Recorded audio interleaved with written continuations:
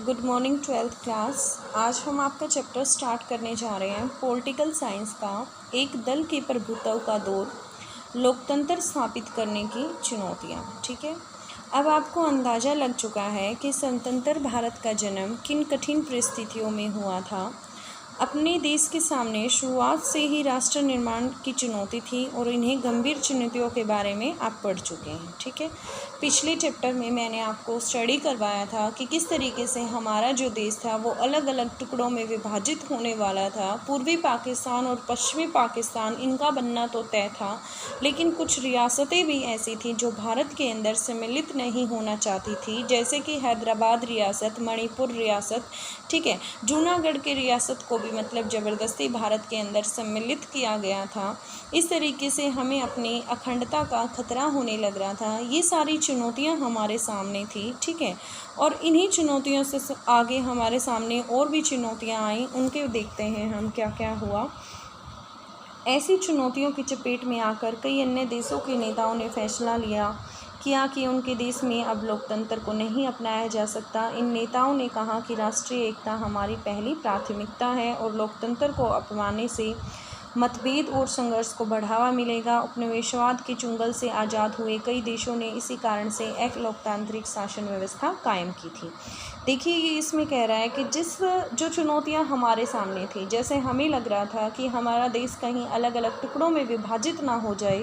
ठीक है, ऐसे ही कुछ और कंट्रियां भी थी जो उपनिवेशवाद से, कॉलोनियल रूल से आज़ाद हुई थी। तो वो कंट्री थी, उन्होंने यह फैसला किया था कि हम यहाँ पर लोकतंत्र नहीं लेकर आएंगे, हम अलोकतांत्रिक शासन व्यवस्था को अपनाएंगे, क्योंकि हमारे लिए हमारे देश की एकता जो है वो सबसे ज़्यादा मैटर करती है। ठीक है, लेकिन जो भारत था, इतनी विविधताओं के बाद, इतनी सारी चुनौतियों के बाद भी उन्होंने जो अपना मॉडल सरकार का अपनाया था वो लोकतांत्रिक सरकार का अपनाया था। फिर कहता है इस लोकतांत्रिक शासन व्यवस्था के कई रूप थे। कहीं पर थोड़ा बहुत लोकतंत्र रहा, लेकिन प्रभावी नियंत्रण किसी एक नेता के हाथ में था।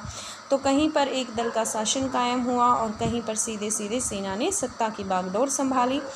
लोकतांत्रिक शासन व्यवस्थाओं की शुरुआत इस वायदे से हुई थी कि जल्दी ही लोकतंत्र कायम कर लिया जाएगा। बहरहाल एक बार कहीं एक लोकतांत्रिक शासन के पांव जम जाए तो फिर उसे बदल पाना मुश्किल होता है। ठीक है, ये कहता है कि मतलब इन आश्वासन के साथ लोकतांत्रिक सरकारों की वहाँ पर स्थापना की गई थी कि कुछ समय के बाद यहाँ पर लोकतंत्र कायम कर दिया जाएगा, लेकिन ऐसा काफ़ी डिफ़िकल्ट होता है। ठीक है, ऐसा कर पाना असंभव होता है कि अलोकतांत्रिक से वह लोकतांत्रिक में हो जाए। भारत में भी परिस्थितियाँ बहुत अलग नहीं थी, लेकिन आज़ाद भारत के नेताओं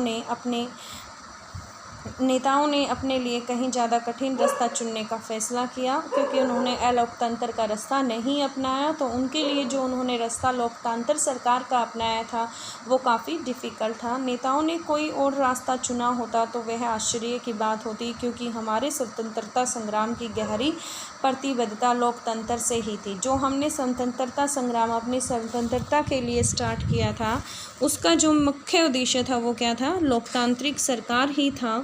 इसलिए यदि हमारे नेता कुछ और रास्ता चुनते तो वह हमारे लिए क्या होता? आश्चर्य की बात होती। हमारे नेता लोकतंत्र में राजनीति की निर्णायक भूमिका को लेकर सचेत थे। वे राजनीति को समस्या के रूप में नहीं देखते थे, वे राजनीति को समस्या के समाधान का उपाय मानते थे। ठीक है, जो हमारे नेता थे उनका पॉइंट ऑफ व्यू था कि मतलब जो राजनीति है वो कोई समस्या नहीं है, बल्कि राजनीति जो है वो समस्याओं का समाधान है। हर समाज के लिए यह फैसला करना जरूरी होता है कि उसका शासन कैसे चलेगा और वह किन कायदे कानून पर अमल करेगा। चुनने के लिए हमेशा कई नीतिगत विकल्प मौजूद होते हैं।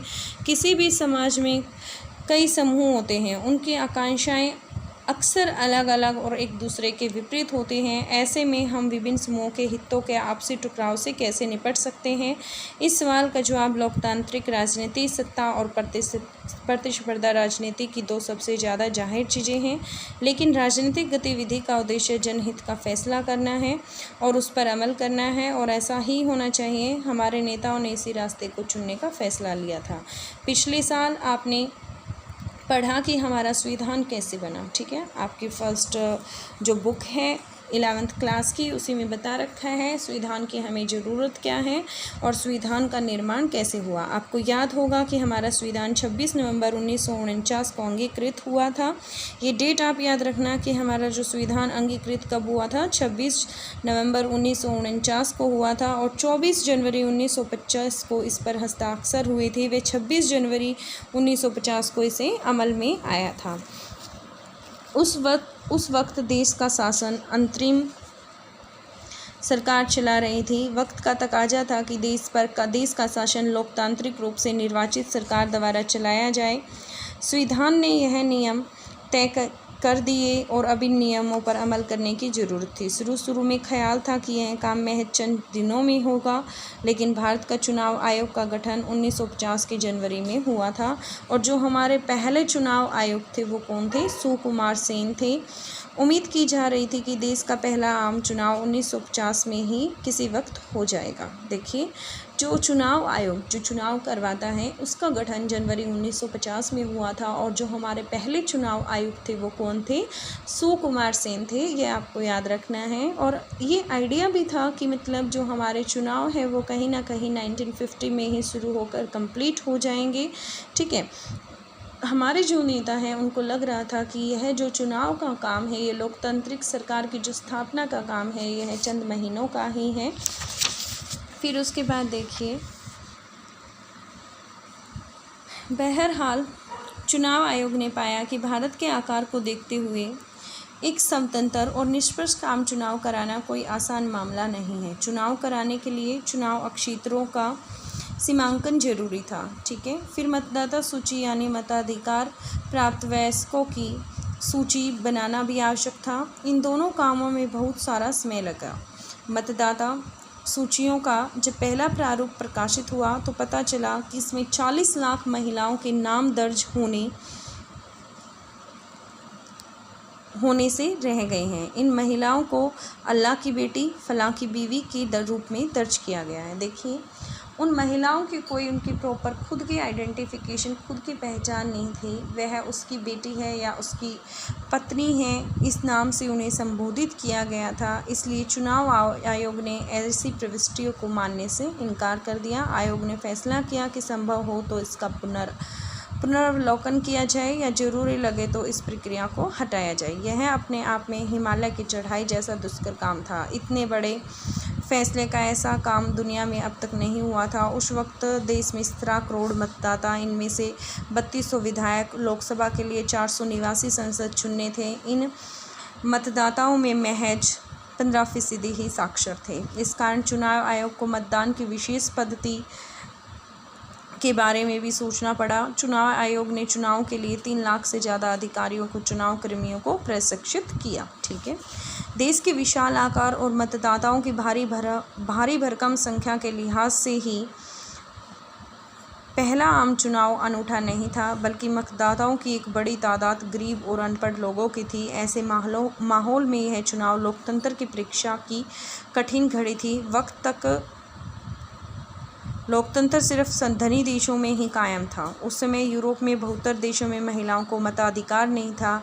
ऐसे में जो मतलब हिंदुस्तान है वो सार्वभौमिक वयस्क मताधिकार को अपनाना चाह रहा था। ठीक है, और यह उसके लिए एक जोखिम भरा काम था। सार्वभौमिक वयस्क मताधिकार का मतलब क्या है कि एक निश्चित आयु प्राप्त करने के बाद किसी भी व्यक्ति के साथ कोई भेदभाव नहीं किया जाएगा और हर किसी को मतदान का अधिकार है। जैसे कि अभी जिसकी आयु 18 वर्ष पूर्ण हो चुकी है उसे मतदान करने का अधिकार है। किसी भी जाति, धर्म, नस्ल के आधार पर उसके साथ कोई भेदभाव नहीं किया जाएगा।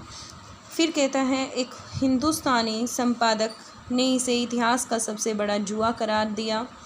ऑर्गेनाइजर नाम की पत्रिका ने लिखा कि जवाहरलाल नेहरू अपने जीवित रहते हुए यह देख लेंगे और पछताएंगे कि भारत में सार्वभौम मताधिकार असफल रहा। देखिए, अलग अलग व्यक्ति थे, उनकी अलग अलग थॉट थी। किसी पत्रिका में कुछ लिखा गया, कहीं पर कोई उनकी आलोचना की गई। ठीक है, इंडियन सिविल सर्विसेज के एक अंग्रेजी नुमाइंदे का दावा था कि आने वाला वक्त अब से कहीं ज़्यादा जानकार दौर पड़े। विस्मय से लाखों अनपढ़ लोगों के मतदान की यह बेवड़ी नौटंकी देखेगा, ठीक है, क्योंकि उस टाइम पे काफ़ी लोग इलिटरेट थे और उनके बीच में मतलब निष्पक्ष उसमें इतनी विविधताओं के बावजूद मतलब एक चुनाव को करवाना सबसे बड़ी प्रॉब्लम थी। चुनाव को 2 बार स्थगित करना पड़ा। आखिरकार 1951 के अक्टूबर से 1952 के फरवरी तक चुनाव हुए। बहरहाल इस चुनाव को अमूनन 1952 तक के चुनाव कहा जाता है, क्योंकि इनकी समाप्ति 1952 में हुई और उनका रिज़ल्ट भी 1952 में आया। इसलिए हम ये कहते हैं कि जो हमारे चुनाव हुए वो पहली बार 1952 में हुए थे, क्योंकि देश के अधिकांश हिस्सों में मतदान 1952 में ही हुआ था। चुनाव अभियान, मतदान और मतगणना के कुल 6 महीने ही लगे। चुनाव में उम्मीदवारों के बीच मुकाबला भी हुआ। औसतन हर सीट के लिए 4 उम्मीदवार चुनाव के मैदान में थे। लोगों ने इन चुनाव में बढ़ चढ़कर हिस्सेदारी ली। कुल मतदाताओं में आधे से अधिक लोगों ने मतदान के दिन अपना वोट डाला। चुनाव के परिणाम घोषित हुए तो हारने वाले उम्मीदवारों ने भी इन परिणामों को निष्पक्ष बताया। सार्वभौमिक मताधिकार के इस प्रयोग ने आलोचकों का मुंह बंद कर दिया, जो इस चीज़ की निंदा कर रहे थे कि सार्वभौमिक वैश्विक मताधिकार नहीं होना चाहिए, ठीक है। वो जो उनकी आलोचना कर रहे थे, कहीं पत्रिका के अंदर छापने लग रहे थे, उनके जो मुंह थे वो बंद हो गए। टाइम्स ऑफ इंडिया ने माना कि इन चुनावों में उन सभी आलोचकों के संदेहों पर पानी फिर गया जो सार्वभौमिक मताधिकार की शुरुआत को देश के लिए जोखिम भरा सौदा मान रहे थे। देश से बाहर के पर्यवेक्षक भी हैरान थे। हिंदुस्तान टाइम्स ने लिखा कि यह बात हर जगह मानी जा रही है कि भारतीय जनता ने विश्व के इतिहास में लोकतंत्र के सबसे बड़े प्रयोग को बखूबी अंजाम दिया। 1952 का आम चुनाव पूरी दुनिया में लोकतंत्र के इतिहास के लिए मील का पत्थर साबित हुआ। अब यह दलील दे पाना संभव नहीं था कि लोकतांत्रिक चुनाव गरीबी अथवा शिक्षा के माहौल में नहीं कराए जा सकते। यह साबित हो गई थी कि दुनिया में कहीं भी लोकतंत्र पर अमल किया जा सकता है, ठीक है।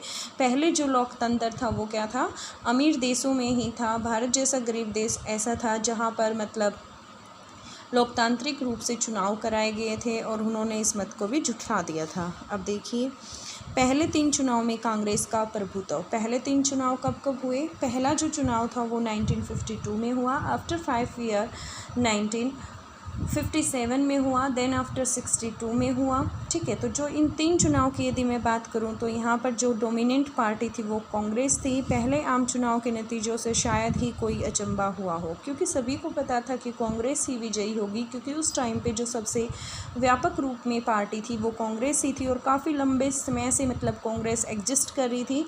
1885 में कांग्रेस की स्थापना कर दी गई थी और यही एक राष्ट्रीय व्यापी सबसे बड़ी पार्टी थी, ठीक है। इसलिए इसके जब परिणाम आए तो कोई किसी भी व्यक्ति को अचंभा नहीं हुआ था। आशा यही थी कि भारतीय राष्ट्रीय कांग्रेस इस चुनाव में जीत जाएगी। भारतीय राष्ट्रीय कांग्रेस का लोक प्रचलित नाम कांग्रेस पार्टी था। इस पार्टी को स्वाधीनता संग्राम की विरासत हासिल थी।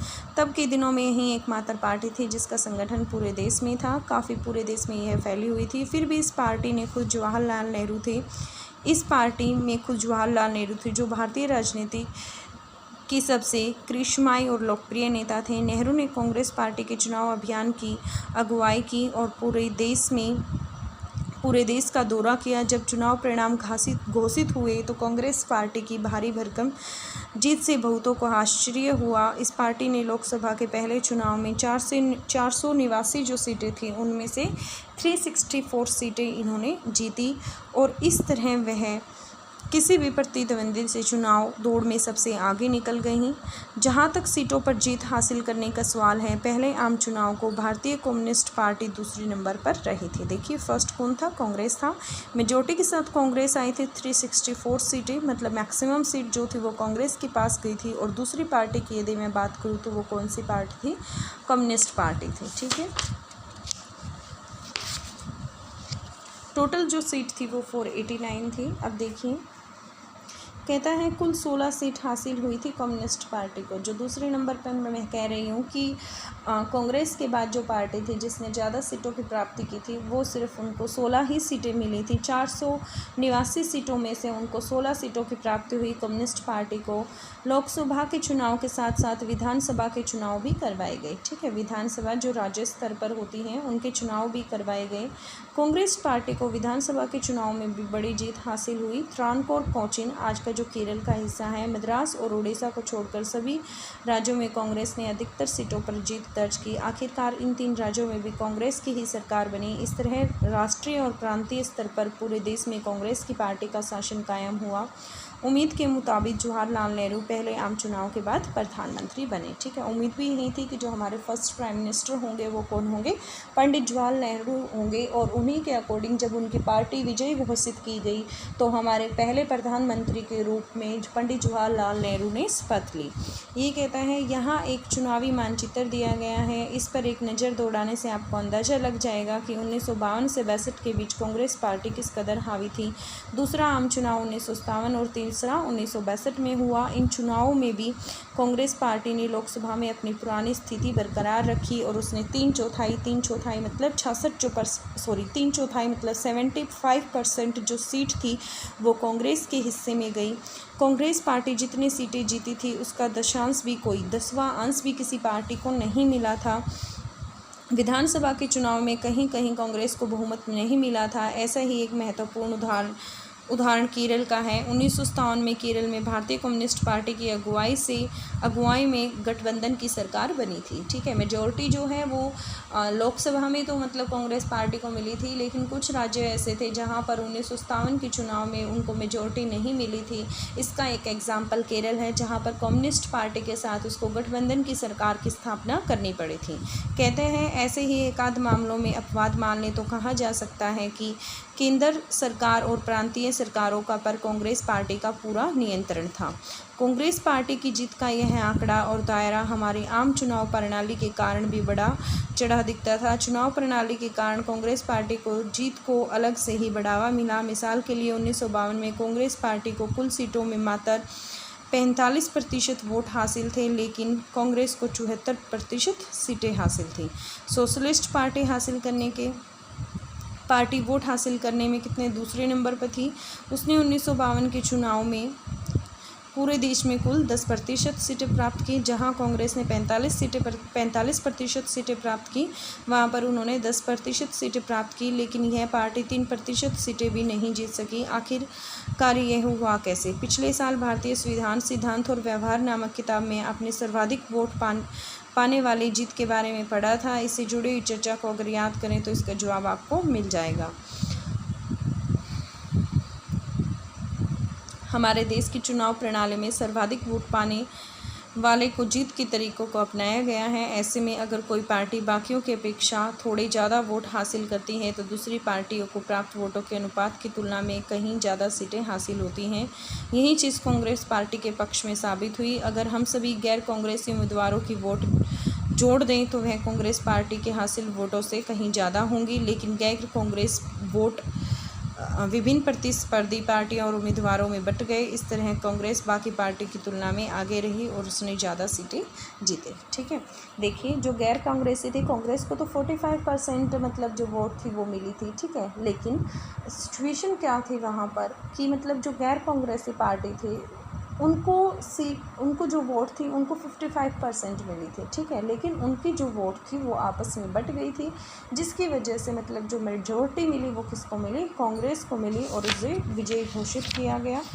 अब देखिए कांग्रेस के प्रभुत्व की प्रकृति। भारत ही एकमात्र ऐसा देश नहीं है जो पार्टी के प्रभुत्व के दौर से गुजरा हो। अगर हम दुनिया के बाकी मुल्कों पर नज़र दौड़ाएं तो हमें एक पार्टी के प्रभुत्व के बहुत से उदाहरण मिलेंगे। बहरहाल बाकी मुल्कों में एक पार्टी के प्रभुत्व और भारत में एक पार्टी के प्रभुत्व के बीच एक बड़ा फ़र्क दिखाई देगा। देखिए यहाँ पर भी मतलब 3 चुनाव, यदि मैं 15 सालों की बात करूँ तो यहाँ पे सिर्फ एक ही पार्टी डोमिनेंट थी, और बहुत सारी कंट्री ऐसी हैं जहाँ पर एक ही पार्टी डोमिनेंट है। लेकिन उनमें और हमारे यहाँ पर डिफरेंस है, क्योंकि हमारे यहाँ पर अन्य पार्टियाँ भी सम्मिलित थी, लेकिन जो विजयी रही वो हमारी भारतीय राष्ट्रीय कांग्रेस ही रही थी, और लोगों के पास अपने मतदाताओं को अपने रिप्रेजेंटेटिव को चुनने का अधिकार भी था। बाकी मुल्कों में एक पार्टी का प्रभुत्व लोकतंत्र की कीमत पर कायम है। कुछ देशों में जैसे कि चीन है, क्यूबा है, सीरिया है, संविधान में एक ही पार्टी को देश के शासन करने की अनुमति है। देखिए हमारे यहाँ पे जो कंपटीशन हुआ था वो पार्टियों के बीच में हुआ था, ठीक है, काफ़ी पार्टी थी, लेकिन यदि मैं चाइना वगैरह का एग्जांपल लूँ तो वहाँ पे जो शासन करने का अधिकार है वो एक ही पार्टी को है। आपके पास ऑप्शन ही एक है, तो आप उसे ऑप्शन नहीं कह सकते, आप उसे चॉइस नहीं कह सकते, वो आपके लिए कंपल्सरी है कि आपको उसी को चूज़ करना पड़ेगा। और फिर आप इसे लोकतंत्र नहीं कह सकते जब आपके पास कोई ऑप्शन ही नहीं है। कुछ और देशों जैसे म्यांमार, बेलारूस और इरेटिया में एक ही पार्टी का प्रभुत्व कानूनी और सैन्य उपायों के चलते कायम हुआ। अब से कुछ साल पहले तक मेक्सिको है, दक्षिणी कोरिया है, ताइवान भी एक पार्टी के प्रभुत्व वाले देश थे। भारत में कायम एक पार्टी का प्रभुत्व इन उदाहरणों से अलग है, क्योंकि हमारे पास यहाँ बहुत सारे ऑप्शंस थे, हम चूज़ कर सकते थे। और यहाँ पर जो मतलब सिचुएशन थी वो पार्टीज़ के बीच में कंपटीशन भी था, ठीक है। आपके पास एक सिंगल ऑप्शन नहीं था, आपके पास बहुत सारे ऑप्शंस थे। और हमारे यहाँ पे फिर उसके बावजूद जो मतलब विजय रही वो कांग्रेस रही। तो हम ये कह सकते हैं कि जो हमारी जो सिचुएशन थी वो चाइना जैसी कंट्री से बिल्कुल ही डिफरेंट सिचुएशन थी। कहते हैं यही एक पार्टी का प्रभुत्व लोकतांत्रिक स्थितियों में कायम हुआ। अनेक पार्टियों ने मुक्त और निष्पक्ष चुनाव के माहौल में एक दूसरे से होड़ की, कंपटीशन हुआ पार्टीज़ के बीच में। तब भी कांग्रेस पार्टी एक के बाद एक चुनाव जीतने लग गई। दक्षिण अफ्रीका में रंग भेद की समाप्ति के बाद अफ्रीकन नेशनल कांग्रेस का भी कुछ ऐसा ही दबदबा था। कहते हैं भारत का उदाहरण बहुत कुछ दक्षिण अफ्रीका से मिलता जुलता है। कांग्रेस पार्टी की इस असाधारण सफलता की जड़ें स्वाधीनता संग्राम की विरासत में हैं। कांग्रेस पार्टी को राष्ट्रीय आंदोलन के वारिस के रूप में देखा गया, ठीक है। राष्ट्रीय आंदोलन जो हमारे देश की स्वतंत्रता के लिए किया गया था उसकी विरासत के रूप में, उसके वारिस के रूप में कांग्रेस पार्टी को ही देखा गया था। आज़ादी के आंदोलन में अग्रणी रहे अनेक नेता अब कांग्रेस के उम्मीदवार के रूप में चुनाव लड़ रहे थे। कहता है कांग्रेस पहले से ही सुसंगठित पार्टी थी, बाकी दल अभी अपनी राजनीति सोच रहे थे, कांग्रेस अपना अभियान शुरू कर रही थी। देखिए जिस टाइम पे बहुत सारी पार्टी अपनी रणनीति, अपने प्लान बनाने लग रहे थे जिस टाइम पे, उस टाइम पे कांग्रेस तो ऑलरेडी एग्जिस्ट करती थी, ठीक है। और उन्होंने अपने अभियानों की भी शुरुआत कर दी थी। दरअसल अनेक पार्टियों का गठन स्वतंत्रता के समय के आसपास ही हुआ था या उसके बाद हुआ था, ठीक है। देखिए मैंने आपको बताया कि जो कांग्रेस है, कांग्रेस पार्टी की स्थापना तो काफ़ी वर्षों पहले 1885 में ए.ओ. हयूम द्वारा कर दी गई थी, ठीक है। और जो ये बाकी की पार्टियाँ थी, कुछ की स्थापना तो आज़ादी के समय के आसपास हुई थी और कुछ की आज़ादी के बाद हुई थी। तो ये जो पार्टी थी ये तो अपनी मतलब जो रणनीति थी उनके बारे में सोचने लग रहे थे, लेकिन कांग्रेस पार्टी ने अपने अभियानों की शुरुआत कर दी थी। कांग्रेस को अव्वल और एकलौता होने का फ़ायदा था। आज़ादी के वक्त तक यह पार्टी देश में चहुँ और फैल चुकी थी। आप यह बात दिए गए मानचित्र में देख सकते हैं। फिर भी इस पार्टी के संगठन का नेटवर्क स्थानीय स्तर तक पहुंच चुका था। सबसे बड़ी बात यह थी कि कांग्रेस हाल फिलहाल तक आज़ादी के आंदोलन की अगुवा रही थी और उसकी प्रकृति सबको समेटकर मेलजोल के साथ चलने की थी, ठीक है। अब देखिए कांग्रेस एक सामाजिक और विचारात्मक गठबंधन के रूप में, आप यह बात पढ़ चुके हैं कि कांग्रेस का जो जन्म है वो 1885 में हुआ। उस वक्त वह नवशिक्षित, कामकाजी और व्यापारिक वर्गों का एक हित समूह भर थी, ठीक है। इसके अंदर जो व्यक्ति थे वो एलाइट क्लासेस के थे, काफ़ी ऊँचे वर्ग के थे। लेकिन जब 20वीं सदी की शुरुआत हुई तो उसमें जन आंदोलन का रूप ले लिया था। इस वजह से कांग्रेस जनव्यापी पार्टी का रूप लिया और राजनीतिक व्यवस्था में इसका दबदबा कायम हुआ। शुरू में कांग्रेस अंग्रेजों, अगड़ी जाति, उछले मध्यम वर्ग और अभिजन का बोलबाला था, लेकिन कांग्रेस ने जब सविनय अवज्ञा जैसे आंदोलन चलाए और उसका सामाजिक आधार बढ़ा, कांग्रेस ने परस्पर विरोधी हितों के कई समूहों को एक साथ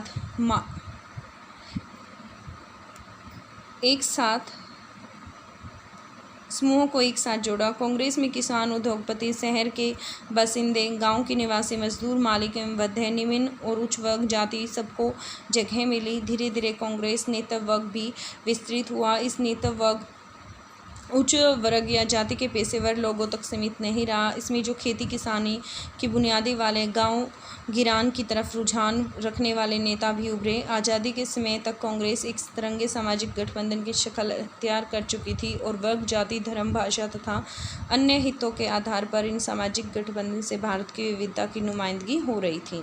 इनमें से अनेक समूहों ने अपनी पहचान को कांग्रेस के साथ एकमेक कर दिया और कई बार यह भी हुआ कि किसी समूह ने अपनी पहचान को कांग्रेस के साथ एकसार नहीं किया और अपने अपने विश्वासों को मानते हुए बतौर एक व्यक्ति या समूह के कांग्रेस के बने रहे।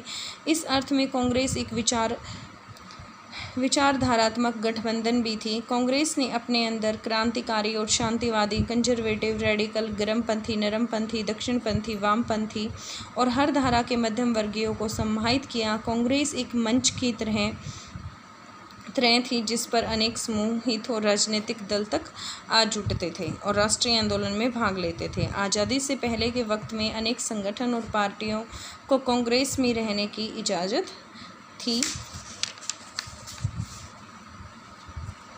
हालांकि इन संगठनों और पार्टियों के अपने अपने संविधान थे, इनका सांगठनिक ढांचा भी अलग था। इनमें से कुछ मसलन कांग्रेस सोशलिस्ट पार्टी बाद में कांग्रेस से अलग हो गई और विपक्षी दल बन गई। किसी खास पद्धति, कार्यक्रम और नीति को लेकर मौजूद मतभेदों को कांग्रेस पार्टी सुलझा भले न पाई, लेकिन उन्हें अपने आप में मिलाए रखती थी और एक आम सहमति कायम कर लेती थी।